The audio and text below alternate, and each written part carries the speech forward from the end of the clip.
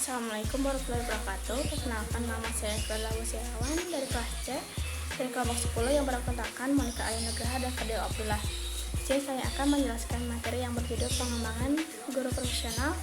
Saya di sini akan membahas pengertian guru profesional. Baik, guru profesional merupakan semua orang yang memiliki atau mempunyai kewenangan dan juga tanggung jawab terhadap suatu pendidikan siswa, baik itu secara individual ataupun juga secara klasikal. Guru profesional tersebut sangat dibutuhkan di semua tempat, khususnya di Indonesia, karena dapat meningkatkan mutu dalam hal pendidikan. Peserta didik juga sebaiknya dididik oleh guru profesional agar mendapatkan kualitas atau mutu yang baik juga. Guru profesional harus mempunyai 4 kompetensi guru yang telah ditetapkan dalam Undang-Undang Republik Indonesia Nomor 14 Tahun 2005 tentang guru dan dosen. 4 kompetensi dasar tersebut adalah kompetensi pedagogik, kepribadian, profesional, dan sosial. Selain terampil dalam mengajar, guru profesional juga harus mempunyai kemampuan pengetahuan yang luas, bijak, dan serta mampu bersosialisasi dengan baik. Dan selanjutnya, guru adalah semua orang yang mempunyai wewenang serta mempunyai tanggung jawab untuk membimbing serta membina murid. Latar belakang pendidikan bagi guru dari guru lainnya tidak selalu sama dengan pengalaman pendidikan yang dimasuki dalam jangka waktu tertentu. Adanya perbedaan latar belakang pendidikan bisa mempengaruhi aktivitas seorang guru dalam menjalankan kegiatan belajar mengajar. Namun, karena tidak sedikit guru yang diperlukan di sekolah, maka latar belakang pendidikan seringkali tidak begitu dipedulikan. Jika kompetensi mempunyai arti kecakapan atau kemampuan, hal ini erat kaitannya dengan pemilihan ilmu, kecakapan atau keterampilan menjadi seorang guru. Kompetensi adalah suatu tugas yang memiliki dan mempunyai kecakapan atas pengetahuan, keterampilan serta kemampuan yang dituntut karena jabatan seseorang. Hal ini guru perlu untuk mengetahui dan memahami kompetensi sebagai seorang guru. Kompetensi guru menjadi modal penting di dalam pengelolaan pendidikan dan pengajaran yang begitu banyak macamnya. Dilihat secara garis besar, ada dua segi, yaitu segi kompetensi pribadi serta dari kompetensi guru profesional. Dengan macam-macam kompetensi itu, maka pengertian guru profesional harus mampu mengembangkan kepribadian, berinteraksi serta berkomunikasi, mampu melaksanakan bimbingan serta penyuluhan, melaksanakan administrasi sekolah, menjalankan penelitian sederhana sebagai keperluan pengajaran, menguasai landasan kependidikan, memahami bahan pengajaran, menyusun program pengajaran, melaksanakan program pengajaran, dan mengevaluasi hasil dan proses belajar mengajar yang telah dijalankan. Oke, materi selanjutnya akan dibahas oleh Monica Ayu Nugraha. Baik, saya Monica Ayu Nugraha, NPM 1821222097. Selanjutnya saya akan membahas tentang komponen-komponen yang harus dimiliki oleh seorang guru dalam menjalankan tugasnya sebagai guru yang profesional. Nah, apapun yang disampaikan atau yang diberikan oleh seorang guru kepada siswanya haruslah dapat memotivasi dan juga bermanfaat, terutama dalam hal belajar. Sementara itu, peran guru dalam kegiatan belajar mengajar adalah sebagai pengajar, manajer kelas, supervisor, motivator, konselor, dan sebagainya. Lalu di sini ada beberapa komponen yang harus dimiliki oleh seorang guru dalam menjalankan tugasnya sebagai guru yang profesional. Yang pertama, ada guru sebagai sumber belajar. Nah, peran guru sebagai sumber belajar ini berkaitan dengan penguasaan materi pembelajaran dengan baik dan benar. Seorang guru yang profesional yang menguasai bahan ajar dengan baik, maka ia akan benar-benar berperan sebagai sumber belajar bagi peserta didiknya. Jadi, apapun yang ditanyakan peserta didiknya mengenai materi pembelajaran, maka ia akan menjawabnya dengan tegas dan penuh keyakinan.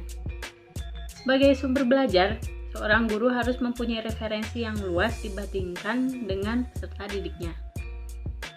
Lalu, yang kedua ada guru sebagai fasilitator. Nah, sebagai fasilitator, seorang guru berperan dalam memberikan pelayanan terbaik untuk memudahkan siswanya dalam kegiatan proses pembelajaran. Oleh karena itu, guru perlu memahami berbagai media dan sumber belajar sebagai serta fungsinya masing-masing. Pemahaman tersebut sangat penting karena belum tentu suatu media cocok digunakan untuk mengajarkan semua bahan pembelajaran. Karena dengan merancang akan mempermudah proses belajar, jadi guru itu harus udah tahu media mana yang akan digunakan dalam penyampaian pembelajaran tersebut. Bahkan guru dituntut untuk dapat mengorganisasikan berbagai jenis media serta dapat memanfaatkannya sebagai sumber belajar, termasuk memanfaatkan teknologi.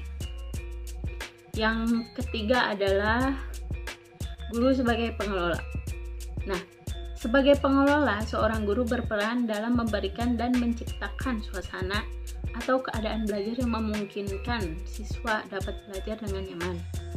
Melalui pengelolaan kelas yang baik, diharapkan dapat menjaga kelas agar tetap kondusif untuk terjadinya proses pembelajaran seluruh siswa.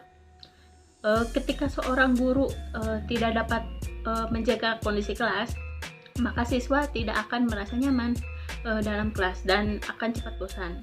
Selain itu, kelas yang kondusif dapat meningkatkan motivasi belajar para siswa.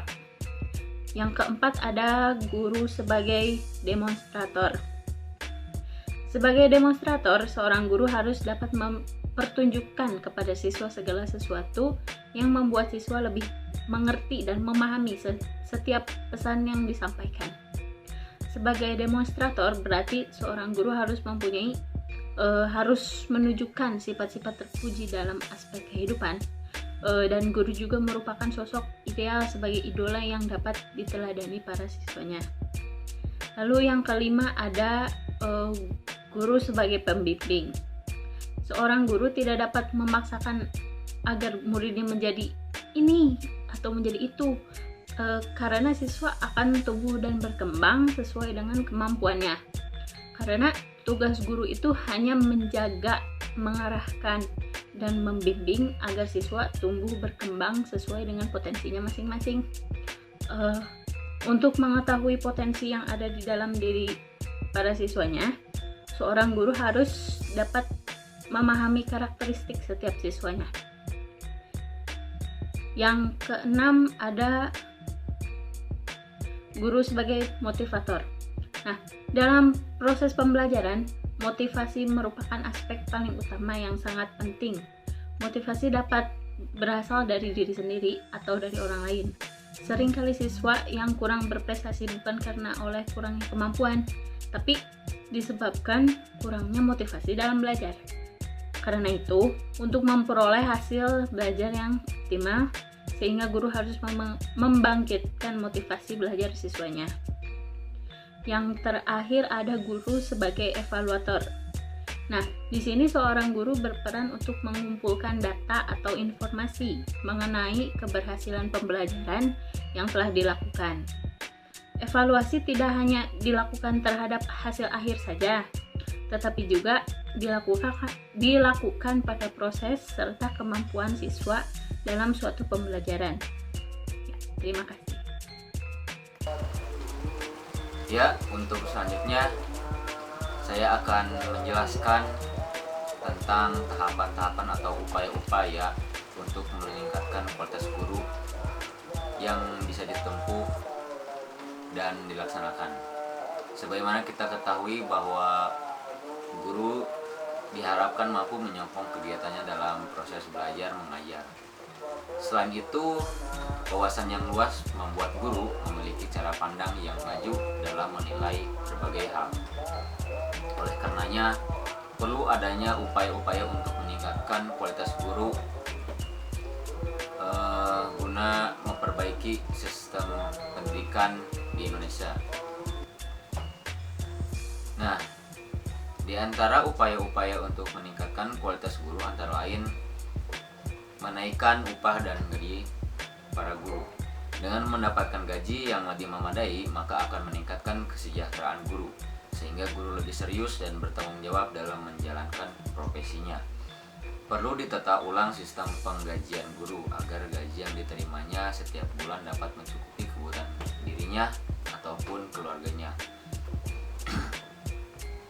Guru tidak perlu bersusah payah mencari nafkah tambahan di luar jam kerjanya, seperti menjadi ojek online atau berdagang makanan, berdagang nasi goreng, ataupun misalkan ada guru yang berdagang mie ayam.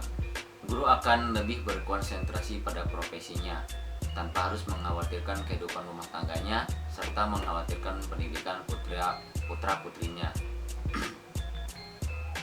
Guru mempunyai waktu yang cukup untuk mempersiapkan diri tampil prima di depan kelas. Jika memungkinkan, seorang guru dapat meningkatkan profesinya dengan menulis buku materi pelajaran yang dapat dipergunakan oleh diri sendiri ataupun membantu guru-guru lain yang belum mencapai tingkatannya. Jika anak didik mengagumi gurunya, maka sudah pasti motivasi belajar para siswa akan lebih meningkat dan pendidikan pasti akan lebih berhasil. Yang selanjutnya, upaya untuk meningkatkan kualitas guru adalah mengurangi beban para guru dari tugas-tugas administrasi yang sangat menyita waktu. Sebaiknya tugas-tugas administrasi yang selama ini harus dikerjakan oleh seorang guru dibuat oleh suatu tim dari Diknas atau Musyawarah Guru Mata Pelajaran atau MGMP yang disesuaikan dengan kondisi daerah dan bersifat fleksibel, lalu disosialisasikan kepada guru terkait melalui sekolah-sekolah. Hal ini dapat dijadikan sebagai pegangan guru mengajar dan membantu guru-guru pemula untuk mengajar tanpa membebani tugas-tugas rutin pada guru. Yang ketiga, pelatihan dan sarana.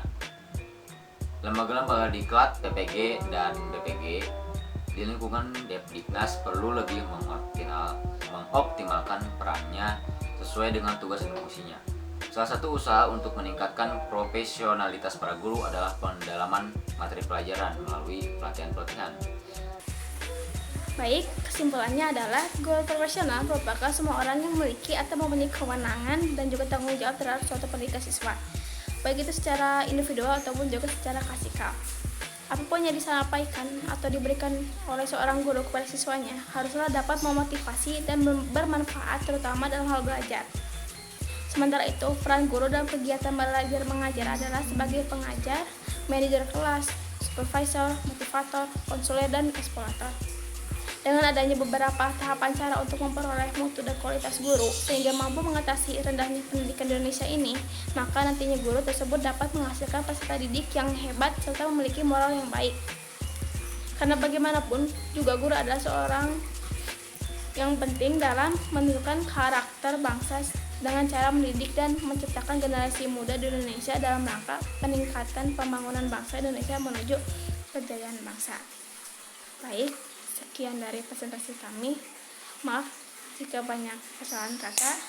Wassalamualaikum warahmatullahi wabarakatuh.